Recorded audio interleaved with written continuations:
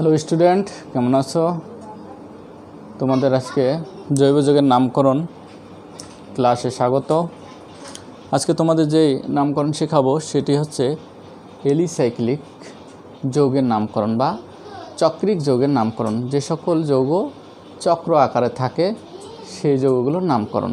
তবে এগুলো এলিসাইক্লিক অর্থাৎ এলিফ্যাটিক যৌগের ন্যায় আচরণ করে, এরা অ্যারোমেটিক নয়। শুধু এই টাইপের কয়েকটা যৌগের নামকরণ শেখানো হবে তোমাদের। যেমন আমরা এই ধরনের যৌগগুলো কেমন হতে পারে সেটা দেখো। CH3 CH2 CH3 এই যৌগটার নাম হচ্ছে ইথেন। অর্থাৎ এই মুক্ত শিকল যৌগগুলোকে এলিফ্যাটিক যৌগ বলে। এখানে কথা হচ্ছে এলিসাইক্লিক অর্থাৎ এলিফ্যাটিকের মতো আচরণ, কিন্তু তারা চক্র আকারে থাকে। তাহলে ইথেনটা এটা কিন্তু যদি আমরা চক্র আকারে লিখি তাহলে কিন্তু আমরা এইভাবে বলতে পারি, এই যে। তাহলে এইগুলোকে বলা হচ্ছে, এদের কিন্তু যোজনী মিলাতে হবে 1 2, আরও 2টা যোজনী আছে। সুতরাং এখানে আমরা 2টা হাইড্রোজেন দিয়ে দেবো, এখানেও 2টা হাইড্রোজেন দেবো, এখানেও 2টা হাইড্রোজেন দিয়ে দেবো। এটা একরকম, এটা এক গোষ্ঠীর, এটা আরেক গোষ্ঠীর। এটা কিন্তু একই গোষ্ঠীর যৌগ না, এগুলো অ্যালকেন গোষ্ঠীর, কিন্তু এটা অ্যালকেন গোষ্ঠীর নয়। কারণ কার্বন সংখ্যা ঠিক থাকলেও হাইড্রোজেন সংখ্যা কিন্তু মিল নেই। এরা হচ্ছে এলিসাইক্লিক গোষ্ঠীর।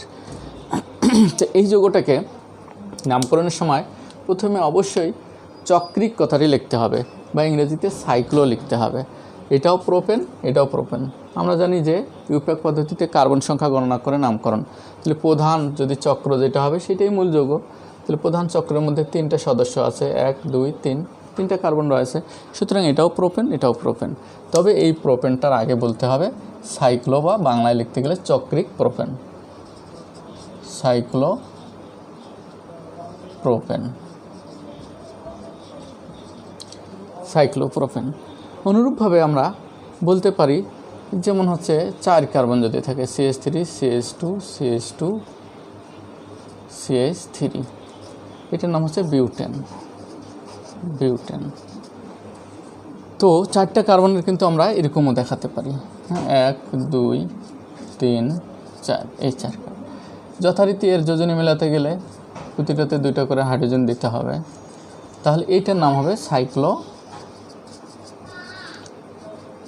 বিউটেন। তো এটাকে আমরা আরও আধুনিকভাবে যদি লিখতে চাই তাহলে কোনা মানে কার্বন। নতুন সিস্টেমে কোনা মানে কার্বন। জ্যামিতির ভাষায় এটা বর্গক্ষেত্র হতে পারে, কিন্তু কেমিস্ট্রির ভাষায় এটা বর্গক্ষেত্র নয়। তাহলে এখানে 1টা কোনা, 2টা কোনা, 3টা 4টা কোনা আছে। 4টা কোনা মানে 4টা কার্বন। তো এই যে 4টা কার্বন আছে, ওর সাথে কিন্তু হাইড্রোজেন মিলানো আছে। এইভাবে যদি বক্স আকারে আমরা লিখি তাহলে হাইড্রোজেন অটোমেটিক ওর ভিতরে রয়ে গেছে। তাহলে এই একই নাম, এটাও সাইক্লো বিউটেন।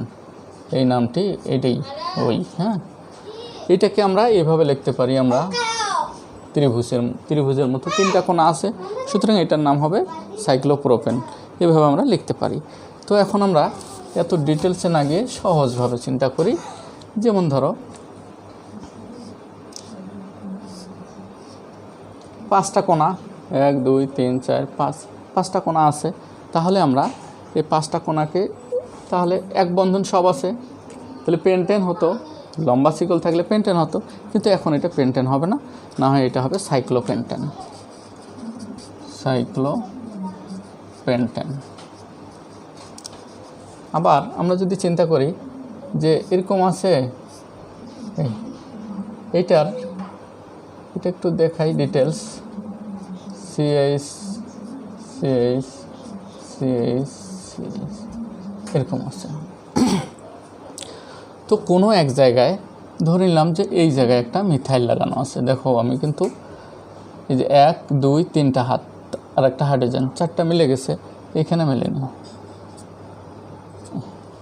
এরকম যদি হয় তাহলে এই যে এইটা কিন্তু মূল চক্রটা হচ্ছে বড় শিকলের একটা চক্র। তাহলে এইটার মূল নামটা হবে সাইক্লোবিউটেন। তার সাথে মিথাইল লাগানো আছে, মিথাইল সাইক্লোবিউটেন। তাহলে কার্যকরী 500 শিকলটার নাম আগে বলতে হয়। তাহলে এইটাকে আমরা বলবো মিথাইল সাইক্লোবিউটেন। তো এটাকে আমরা এইভাবেও লিখতে পারি, এই যে এরকম, এইভাবে। এইখানে একটা কার্বন আছে মনে করতে হবে, এইভাবে লেখা যায়। আধুনিক বিজ্ঞানে কেমিস্ট্রিতে কিন্তু সংকেতগুলো এভাবেই লিখতেছে। তো যদি আমরা এইভাবে চিন্তা করি যে এটা কি হবে, ধরে নিলাম এরকম আছে, তো এটা এরকম দিলাম, এটা এরকম দিয়ে এরকম দিলাম, তাহলে কি হবে? এটা কিন্তু একটা বিষয়। তো এটাকে আমরা যদি এইভাবে চিন্তা করি, এখানে একটা মিথাইল লাগানো আছে, এখানে কিন্তু ওই যে একটা দুইটা আছে, ইথাইল লাগানো আছে, হ্যাঁ, CH2 CH3, এর কিন্তু আরও একটা হাইড্রোজেন লাগানো যেতে পারে, এর দুইটা হাইড্রোজেন, এর দুইটা হাইড্রোজেন, এর একটা হাইড্রোজেন। এখন তাহলে যৌগটার নাম কি হবে? হ্যাঁ, অথবা আমরা দিয়ে লিখলাম। এখন আমাদের নাম্বারিং কিন্তু অনেকগুলো যখন গ্রুপ থাকবে, এখানে একটা গ্রুপ ছিল, নাম্বারিং দরকার ছিল না, ওই সবসময় এক নাম্বারই হতো। তাহলে গ্রুপগুলো যেখানে লাগানো আছে সেখান থেকে কিন্তু নাম্বারিং শুরু হবে। তো এখন নাম্বারিং একে এক ধরবো না একে এক ধরবো? আমরা ওই যে আগের ক্লাসের আমি যে বলেছিলাম যে মিথাইলের M আর ইথাইলের E, তাহলে এই জিনিসটার নামকরণের শুরুতেই এই জিনিসটার হচ্ছে M, তাহলে ইংরেজি অক্ষরে E এর অবস্থান আগে অ্যালফাবেটিক্যালি, সুতরাং এইটার নাম্বারিংয়ের সময় এটা 1, এটা 2, এটা 3, এটা 4। এই দিক দিয়ে আবার ঘুরে যাওয়া যাবে না, কারণ নাম্বারগুলোর যোগফলটা যে দিক দিয়ে কম হবে সেই দিক দিয়ে কিন্তু আমরা নাম্বারিং করব। তাহলে এই দিক দিয়ে যদি নাম্বারিং করি তাহলে গ্রুপগুলো এখানে 1 আর 2, 1 আর 2 কত হচ্ছে 3। যদি এই দিক দিয়ে ঘুরে নাম্বারিং করতাম, যেমন 1 2 3 4, তাহলে গ্রুপগুলোর অবস্থান কিন্তু 1 আর 4 5, তাহলে যে দিক দিয়ে যোগফল কম হবে সেটাই সঠিক নাম্বারিং। তাহলে আমাদের সঠিক নাম্বারিংটা হচ্ছে 1, এটা 2, এটা 3, এটা 4। এখন বলার সময় এটা তো মূল যৌগটা হচ্ছে সাইক্লোবিউটেন, কিন্তু আমরা কাকে বলবো? E আগে বলবো, M পরে বলবো। তাহলে Eটা হচ্ছে 1 নাম্বার, তাহলে 1 ইথাইল, 2 মিথাইল সাইক্লোবিউটেন। এরপর আমরা যদি সাইক্লোপেন্টেন, এরকম চেহারা দেখলে অনেক সময় মনে হয় যে এটা আসলে বেনজিন। আসলে এটা কিন্তু বেনজিন না, বেনজিনের মধ্যে দ্বিবন্ধন থাকে, এটার মধ্যে কোনো দ্বিবন্ধন নাই। তার মানে এটা 6টা কোণা, 1 2 3 4 5 6, 6টা কোণা হলে কিন্তু হেক্সেন হয়, কিন্তু চক্র থাকার কারণে এর নাম হবে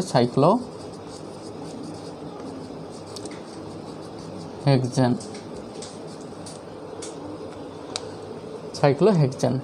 তো এটা আমরা পেয়ে গেলাম। তো কোনো কারণে যদি শিকলের মধ্যে দ্বিবন্ধন থাকে তখন কিন্তু এটাকে আমরা অ্যালকিন বলি, অ্যালকিনের ইন। তো যদি ধরে নিলাম যে এরকম একটা যৌগ আছে, এর মধ্যে একটা জায়গায় দ্বিবন্ধন আছে, এটা সাইক্লোবিউটেন হতো, কিন্তু এখন দ্বিবন্ধন থাকার কারণে হবে সাইক্লোবিউটেন, এর নাম হবে সাইক্লোবিউটেন। তো এই যে এটা কিন্তু একটা কার্যকরীমূলক, দ্বিবন্ধন একটা কার্যকরীমূলক, ত্রিবন্ধন একটা কার্যকরীমূলক, তাহলে এদের কিন্তু অবস্থান দেখাতে হয়। যেহেতু এটা একটাই আছে, যে দিক দিয়ে যাও 1 হবে, এইটা 1, এটা 2, এটা 3, এটা 4, তাহলে শুরুটা ধরতে হয় 1, সাইক্লোবিউটেন 1। একটা থাকলে না লিখলেও চলে। কিন্তু যদি কোনো কারণে এমনটা হতো, যেমন ধরো এই যৌগটা এইখানে একটা আছে, এইখানে একটা আছে, এটা কিন্তু বেনজিন হয়নি। বেনজিন হতে গেলে কিন্তু 3টা থাকতে হবে, যে এখানেও একটা থাকতে হবে, এটা হয়নি। এখন 2টা আছে, তাহলে এই যৌগটা কিন্তু সাইক্লোহেক্সেন। কিন্তু এখন আমরা সাইক্লোহেক্সেন বলতে পারতেছি না, কারণ দ্বিবন্ধন থাকলে হেক্সিন হয়, কিন্তু দ্বিবন্ধন আছে 2টা, তাহলে ইন আছে 2টা, তাহলে ডাই ইন, সাইক্লোহেক্সা ডাই ইন। তো এখন এই ক্ষেত্রে নাম্বারিং দরকার, 1 2 3 4 5 6, এই দিক দিয়ে নাম্বারিং করতে পারতাম আমরা। তো এখন আমরা এটা দেখি সাইক্লো, এটাকে বলতে হবে হেক্সা, হ্যাঁ, হেক্স লিখলেও হয়, হ্যাঁ, বা হেক্সা লিখলেও চলে। তাহলে এই যে শুরু, দ্বিবন্ধন শুরু, এটা হচ্ছে 1 নম্বরে, এই দ্বিবন্ধনটা শুরু 3 নম্বরে, তাহলে আমরা লিখব 1 3 ডাই ইন। এইখানে ডাই যদি লিখি এরকম করে ইন লিখতে পারি, অথবা হেক্সো 1 3 ডাইন, শুধু ডাইন লিখতে পারি, ডাইন, এই ড্যাশটা না দিলে ডাইন লিখতে পারি। তাহলে এইটা হচ্ছে এর নামকরণ। অনুরূপভাবে যদি আমরা চিন্তা করি যে তাহলে বেনজিনটার ক্ষেত্রে এই যে এটা কিন্তু এলিসাইক্লিক নয়, হ্যাঁ, এইটা একান্ত দ্বিবন্ধন থাকলে কিন্তু এটা বেনজিন বলা হয়। একটা দ্বিবন্ধন একটা একবন্ধন, একটা দ্বিবন্ধন একটা একবন্ধন, এটাকে বলা হচ্ছে একান্ত দ্বিবন্ধন। তাহলে এইটাকে যখন আমরা নামকরণ করব তখন তো এটা তো হেক্সেন হতো যদি এক বন্ধন থাকতো তাহলে এইটার নামকরণের ক্ষেত্রে আমরা বলবো সাইক্লো হেক্স বা হেক্সা, হ্যাঁ যাই বলুন হেক্স। এটা 1, এটা 2, এটা 3, এটা 4, এটা 5, এটা 6। তাহলে এই যে দেখো 1 নম্বরে যে কোনো এক জায়গায় ধরলে হতো 1 নম্বরে একটা দ্বিবন্ধন, 3 নম্বরে শুরু, 5 নম্বরে, তাহলে 1 3 5 ট্রাইইন এটা বলবো। বেনজিনের কিন্তু ইউপ্যাক নাম হচ্ছে এটা হেক্সো সাইক্লো হেক্স বা হেক্সা বলা যেতে পারে, হেক্স 1 3 5 ট্রাইইন, এটা হচ্ছে বেনজিনের নাম। যদি তোমাদের মনে হতো যে আমি নাম্বারিংগুলো অন্যভাবে করব, হ্যাঁ তখন সমস্যাটা কোন জায়গায় হয়? যদি আমরা নাম্বারিংটাকে একই যৌগ আমি নাম্বারিং এই জায়গায় না করে আমি ধরে নিলাম এই জায়গা থেকে নাম্বারিং করব, এই জায়গা থেকে, অথবা এই জায়গা থেকে নাম্বারিং করব 6, তাহলে আমাদের নাম্বারিং কোনটা থেকে ধরতে হয়? যেখানে দ্বিবন্ধন শুরু সেইটাকে ধরতে হয়। দেখো এই দ্বিবন্ধনটা শুরু 2 নম্বরে, এই দ্বিবন্ধনটা শুরু 4 নম্বরে, এই দ্বিবন্ধনটা 6, তাহলে এই যে একই, হ্যাঁ সাইক্লো হেক্স, এই যে 2, তারপর হচ্ছে 4 6 2 4 6 ট্রাইইন। এবার দেখো যে কার্যক্রমমূলক বা গ্রুপের অবস্থান অনুযায়ী কিন্তু নামকরণ হয়ে থাকে। তাহলে কার্যক্রমমূলক এই 3টার যোগফল দেখো, যোগফল 1 3 5 9, আর এই 3টার যোগফল হচ্ছে কত 12। তাহলে এইখানে যেহেতু কার্যক্রমমূলকের অবস্থানগুলোর যোগফল বেশি, সুতরাং এই নামকরণটি সঠিক নয়, হ্যাঁ এটা ভুল, এটা হলো সঠিক নামকরণ। তো এগুলো আর ডিপলি যাচ্ছে না, পরে যখন অ্যালকিনের নামকরণে আসবো তখন হয়তো আরও 2-1টা দেখানো যেতে পারে। তো এবার আমরা একটু ভিন্ন ডিজাইনের যৌগের নামকরণ শিখব। ভিন্ন ডিজাইন মানে 2টা চাকা লাগানো আছে এরকম ধরনের। যেমন আমরা এই ধরনের যৌগ চিন্তা করি, এই একটা যৌগ এরকম দিলাম, এই একটা যৌগ, হ্যাঁ এইটা কিন্তু একটু উল্টায় দিলে সুন্দর একটা কুঁড়ে ঘর হবে, এটাও কিন্তু একটা যৌগ। তো আর্টিস্টদের কাছে এটা একটা কুঁড়ে ঘর হবে, কিন্তু কেমিস্টদের কাছে এটা একটা যৌগ হবে। এই যৌগটাতে কিন্তু চক্র আছে 2, এই যে চক্র 1 চক্র 2, এই যে এটা একটা চক্র, এটা একটা চক্র। তো যখন এরকম যৌগ থাকে তখন এই যৌগগুলোর নামকরণের সময় মাথায় রাখতে হয় যে এদের নামকরণের সময় চক্রগুলো 2টা আছে, তাই বাইসাইক্লো। তাহলে এই যৌগটার নাম হবে অবশ্যই বাইসাইক্লো।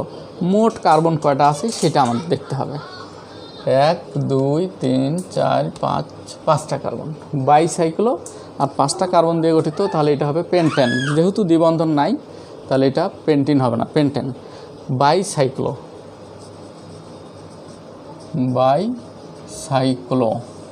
বা দ্বিচাক্রিক বাইসাইক্লো।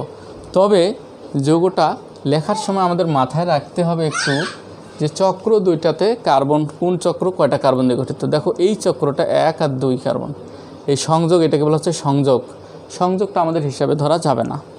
তাহলে এই যে এই অংশটা এটা বড়, এই অংশটা একটা, সংযোগটা বাদ দিয়ে এপাশে কার্বন বেশি, এপাশে কার্বন কম। তাহলে কার্বন বেশি কয়টা? 2টা। এইখানে থার্ড ব্র্যাকেট নিতে হবে, বাইসাইক্লো লিখে থার্ড ব্র্যাকেট 2, কমা, ছোট চক্রের মধ্যে কার্বন কয়টা লাগানো আছে 1, কমা। এইবার এই সেতু যেটা তৈরি হয়েছে বন্ধনের মাঝখানে কোনো কার্বন আছে কিনা? কোনো কার্বন নাই। সেতুর মাথা আর এই মাথায় কার্বন, মাঝখানে কোনো কার্বন নাই, তাহলে 0। পেন্টেন। তাহলে এই যৌগগুলোর নামকরণ হচ্ছে বাইসাইক্লো 2, 1, 0 পেন্টেন। যদি আমি এরকম আরেকটা দেখাই, এগুলো বেশি মাথা ঘামানো যাবে না ইন্টারমিডিয়েট লেভেলে। যদি আমরা এরকম আরেকটা দেখি, যেমন ধরি এরকম একটা যৌগ, যে যৌগটাতে আমরা বলতে পারি যে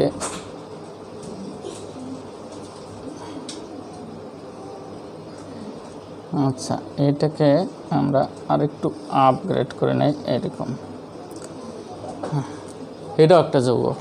এইখানেও বাইসাইক্লো, এই অংশটা সেতু, সেতুর মধ্যে একটা কার্বন দুইটা কার্বন আছে। এই অংশটা একটা চক্র, এই অংশটা একটা চক্র।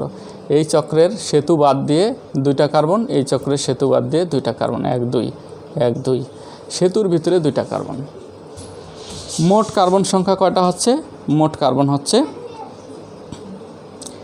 1 2 3 4 5 6 7 8, 8টা কার্বন। তার মানে যৌগটা হবে অকটেন। তাহলে মূল যৌগটার নাম হবে অকটেন। তাহলে আমরা প্রথমে লিখব বাইসাইক্লো, ব্র্যাকেটে দিব এই শিকলগুলোর মধ্যে সমান সমান, তাহলে 2, এটা শিকলের দুইটা কার্বন, এটা শিকলের দুইটা কার্বন, শিকলের কার্বন যেটাতে বেশি থাকবে সেটা আগে লিখব। এবার শেষে আসবে আমাদের এই যে সেতুর মাঝখানে, তাহলে 2 চক্রের মধ্যেকার কার্বন আর সেতুর মাঝখানে কার্বন, এইখানে কিন্তু দুইটা কার্বন, এটা হলো অকটেন। আচ্ছা, এরকম আরেকটা দেখাই তাহলে হয়তো ক্লিয়ার হয়ে যাবে। যেমন আমরা আসি বেনজিনের চাকা একটা, কি আগে বেনজিনের মতো, এটা তো সাইক্লোহেক্সেন বলছিলাম। এই চাকাটার মধ্যে এইরকম একটা, এইটার নামকরণ। তাহলে এইটা কিন্তু সংযোগ, এখানে একটা কার্বন এখানে একটা কার্বন সংযোগ অবস্থায় আছে। এবার দেখো এই পাশেরটাতে বেশি কার্বন, 1 2 3 4, এই কার্বনে 1 2 3, তাহলে মোট কার্বন হচ্ছে 4 5 6 7 8 9, যৌগটা হবে ননেন, 9 কার্বনের। তাহলে আমরা বলবো বাইসাইক্লো,